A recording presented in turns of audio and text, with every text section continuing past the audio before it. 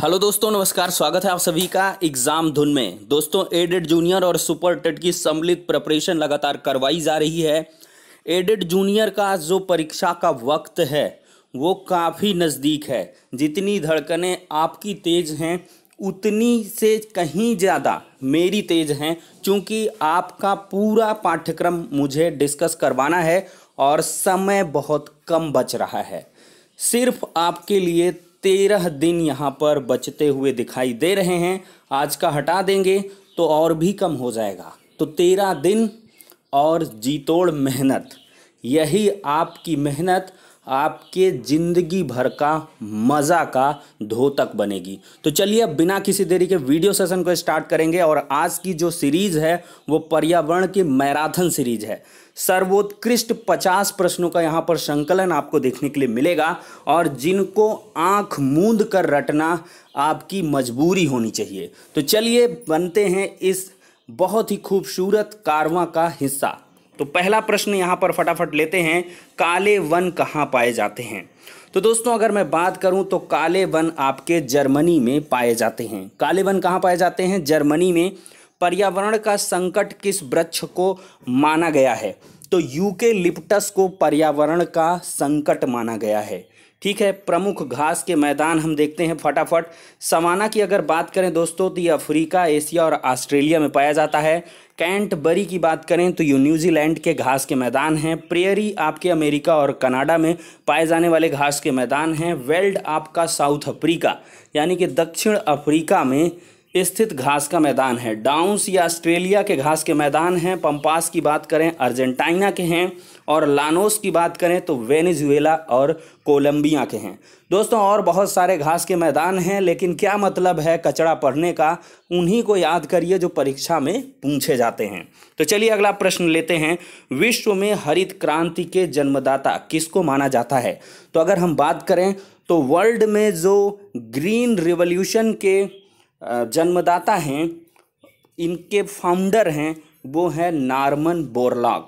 जी हाँ दोस्तों, Norman Borlaug को यहाँ पर विश्व में हरित क्रांति का जन्मदाता कहते हैं, फादर ऑफ ग्रीन रिवॉल्यूशन। अगला प्रश्न है, प्रसिद्ध पक्षी वैज्ञानिक कौन थे? तो ये सलीम अली थे।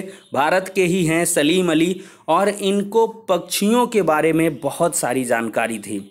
उनके लक्षण, रंग, रूप, कहाँ निवास स्थान होगा, सारी परिस्थितियों के बारे में जो डिटेल्ड जो एनालिसिस है, तो इनको पक्षी वैज्ञानिक भी कहते हैं। ठीक है। अगला प्रश्न है, चिपको आंदोलन के प्रणेता कौन थे? तो यहाँ पर जो चिपको आंदोलन था ये सुंदरलाल बहुगुणा जी का एक बहुत ही अनूठा आंदोलन था, और इस आंदोलन में वृक्षों की कटाई के लिए सारी महिलाएं जो वृक्षों पर हैं वो लिपट गई थी। इसी वजह से इसका नाम था चिपको आंदोलन। बड़े बूढ़े बच्चे सभी लिपट गए थे वृक्षों पर, और ये सुंदरलाल बहुगुणा जी अभी नहीं रहे हाल ही में, तो ये बड़ी दुख की बात है। अब अगला प्रश्न है, भारत में श्वेत क्रांति का जनक कौन था? तो डॉक्टर वर्गीज कुरियन साहब ये भारत में श्वेत क्रांति के जनक माने जाते हैं। दोस्तों, भारत में अगर हरित क्रांति के जनक की बात करें तो डॉक्टर MS स्वामीनाथन हैं। अगला है, नर्मदा बचाओ आंदोलन के नेतृत्वकर्ता तो मेधा पाटकर हैं, बाबा आमटे भी हैं, उनका भी नाम प्रमुखता से नर्मदा बचाओ आंदोलन में लिया जाता है। लेकिन स्पेशली जब नर्मदा की बात आएगी तो यहाँ पर मेधा पाटेकर का नाम प्रमुखता से लिया जाएगा। दोस्तों, चिपको के एकदम कह लें पैरेलल यहाँ पर एपिको आंदोलन पांडुरंग हेगड़े जी के द्वारा कर्नाटक में चलाया गया था, काफ़ी महत्वपूर्ण रहा, और इस एपिको आंदोलन के प्रवर्तक हैं पांडुरंग हेगड़े। प्रश्न पूछते हैं दोस्तों, पर्यावरण से जुड़े हुए कुछ महत्वपूर्ण दिवस हैं जिनको आपको रटना है। विश्व पर्यावरण दिवस ये 5 जून को मनाते हैं। विश्व योग दिवस ये 21 जून को मनाते हैं। पृथ्वी दिवस ये 22 अप्रैल को मनाते हैं। विश्व जल दिवस ये 22 मार्च को मनाते हैं। 22 मार्च को जल दिवस, 22 अप्रैल को पृथ्वी दिवस, और 22 मई को विश्व जैव विविधता दिवस। जी हाँ दोस्तों, विश्व जैव विविधता दिवस ये 22 मई को मनाया जाता है। अब बात करेंगे ओजोन परत संरक्षण दिवस की। तो आपका जो ओजोन परत संरक्षण दिवस है ये 16 सितंबर को मनाया जाता है। विश्व वानिकी दिवस ये आपका 21 मार्च को विश्व वानिकी दिवस मनाया जाता है। विश्व जनसंख्या दिवस तो ये 11 जुलाई को मनाया जाता है। पीसीएस तक का ये प्रश्न बन चुका है, विश्व जनसंख्या दिवस। तो अगला है तंबाकू मुक्ति दिवस, ये 31 मई को मनाया जाता है। विश्व पर्यावरण संरक्षण दिवस ये 26 नवंबर को मनाया जाता है। तो दोस्तों इसी बात पर आगे बढ़ें, एक लाइक करें वीडियो को और साथ ही साथ शेयर करें, प्यारा सा कमेंट करें। आपको किस तरह का और कंटेंट चाहिए, परीक्षा की घड़ियां काफ़ी नज़दीक हैं, कौन से कंटेंट चाहिए, हमारी कंटेंट क्रिएटर टीम को हम आपके कमेंट्स विजिबल करेंगे और वो लोग ज़्यादा से ज़्यादा कंटेंट भी बनाएंगे। और इसके लिए आपको भी समर्थन देना है। हमारी जो फैमिली है वो 11,000 को क्रॉस कर चुकी है, तो यहाँ पर बड़ा परिवार होगा, तो बड़े स्तर पर यहाँ पर तैयारी होगी, एक नए ऊर्जा, नए उमंग, नए जोश, नए जज्बातों के साथ। तो चलिए अगला प्रश्न लेते हैं, खेती की सर्वाधिक प्राचीन प्रणाली क्या है? तो जो खेती करने की प्राचीन प्रणाली है वो झूम खेती है। इकोलॉजी शब्द का सबसे पहले प्रयोग किया था अर्नेस्ट हैकल ने। अगला प्रश्न है, पौधों के सभी पोषक तत्वों से युक्त कार्बनिक पदार्थ को क्या कहा जाता है? ह्यूमस कहते हैं। क्या कहते हैं? ह्यूमस। पौधों के सभी पोषक तत्वों से युक्त कार्बनिक पदार्थ क्या कहलाता है? ह्यूमस कहलाता है। दोस्तों क्लोरोफिल निर्माण के लिए आवश्यक तत्व क्या है? मैग्नीशियम है। क्लोरोफिल निर्माण के लिए आवश्यक तत्व क्या है? मैग्नीशियम। कीट भक्षी पौधे, तो बात करें यूट्रिकुलेरिया, नेफेंथीज और ड्रोसेरा, ये स्पेशली क्या हैं? कीट भक्षी पौधे कहलाते हैं। दोस्तों प्रकाश द्वारा पौधे के किस हार्मोन को नियंत्रित किया जाता है? तो जो लाइट होती है पौधे के ऑक्सिन हार्मोन को कंट्रोल करती है। तो प्रकाश द्वारा पौधों के ऑक्सिन हार्मोन का नियंत्रण किया जाता है। दोस्तों पारितंत्र का सबसे पहले प्रयोग किसने किया था? तो ये प्रयोग किया था एजी टेंसले महोदय ने। पारितंत्र का सबसे पहले प्रयोग किसने किया? ये एजी टेंसले ने। अगला है, खाद्य श्रृंखला में ऊर्जा का प्रवाह कैसा होता है? तो खाद्य श्रृंखला जो फूड चेन होती है उसमें ऊर्जा का प्रवाह यूनिडायरेक्शनल होता है, यानी कि एक दिशीय होता है।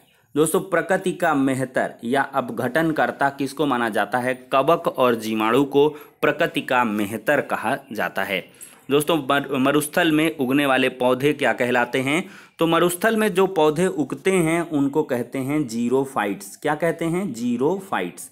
अगला प्रश्न है, दो पारिस्थितिकी तंत्रों के मध्य के संक्रमण क्षेत्र को क्या कहा जाता है? तो दो पारिस्थितिकी तंत्रों के मध्य का जो संक्रमण क्षेत्र है उसको इकोटोन कहा जाता है। काफी महत्वपूर्ण प्रश्न है।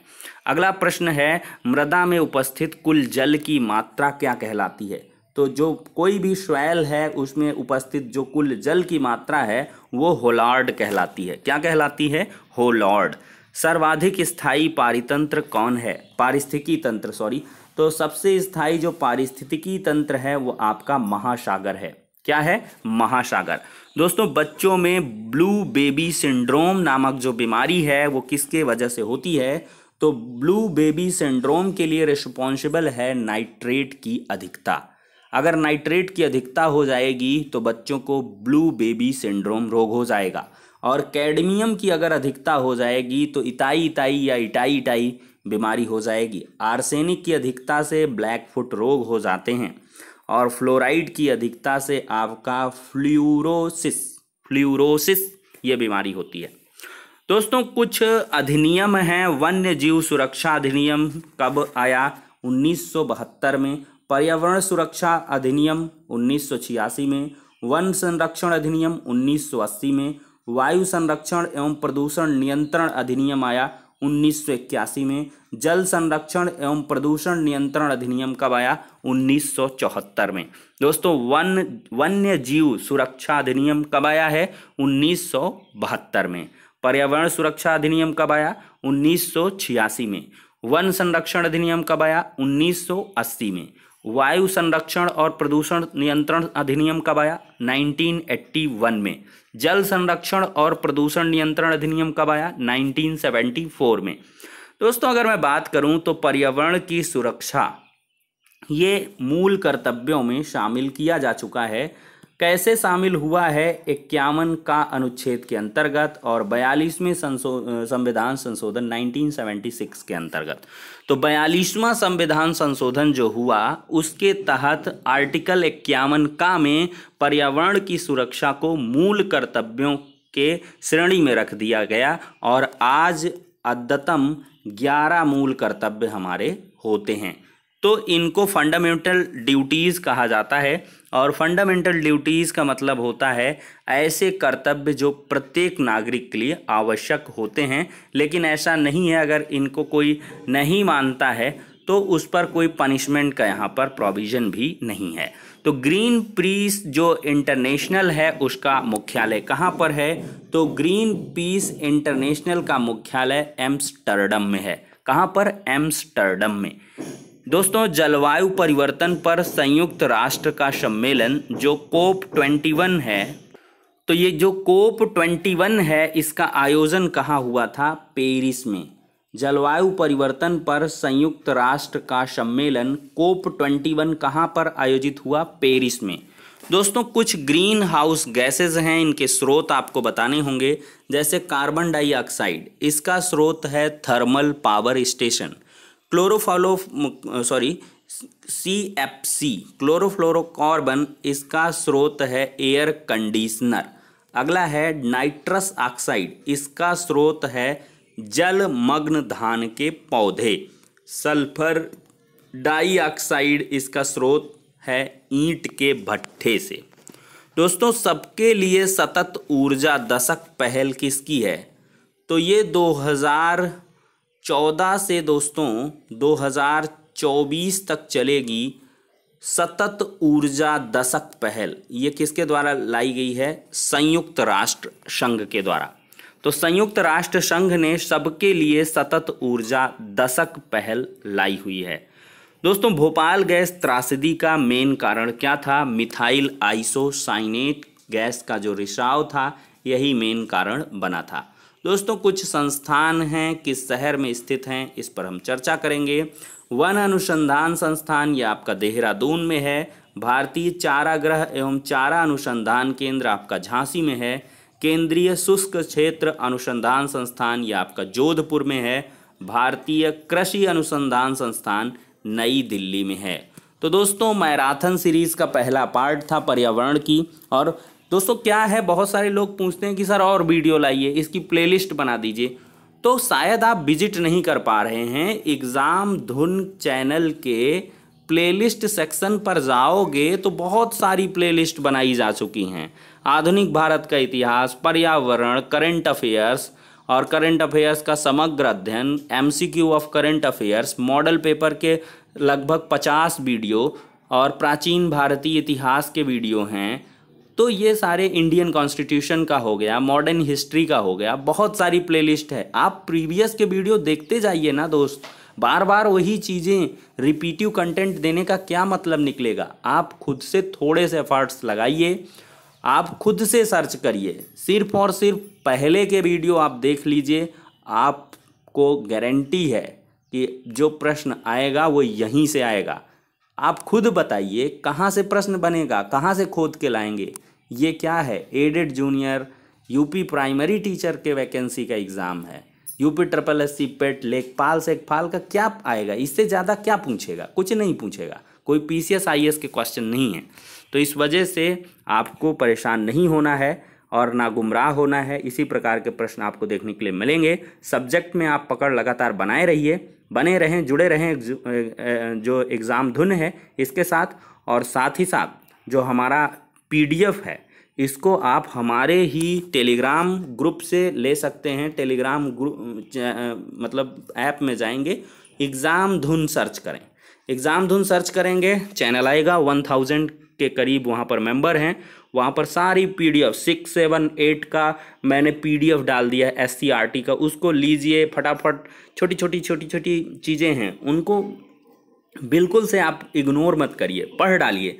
उसका हिस्ट्री ले लीजिए, ज्योग्राफी ले लीजिए, साइंस ले लीजिए, सबकी ई-बुक्स हैं, पढ़ लीजिए फटाफट। इन्वायरमेंट का है तो उनको स्किप ना करिए और बस हो गया। फिर इसके बाद परीक्षा है करंट अफेयर्स का, अभी एक मैराथन लेके दे देंगे आपको। उसमें क्या होगा, 800 क्वेश्चन में से मैं टॉप 100 सेलेक्ट करूंगा, तो 100 जो बहुत ही प्रॉमिसिंग क्वेश्चन होंगे उनका भी संकलन आपको मिलने वाला है। तो फिलहाल के लिए दोस्तों इस वीडियो सेशन में इतना ही। नेक्स्ट वीडियो में मिलते हैं। जिस स्ट्रेटजी से आपको हम तैयारी करने के लिए बता रहे हैं उसी हिसाब से पढ़ें और आप अपना खुद का भी दिमाग लगाते रहें, क्योंकि ये कंपटीशन है दोस्त, लाखों की भीड़ में आपको एक सीट पक्की करनी है, तो एफर्ट्स भी तो आपके कुछ अनूठे होने चाहिए। तो फिलहाल के लिए इतना ही।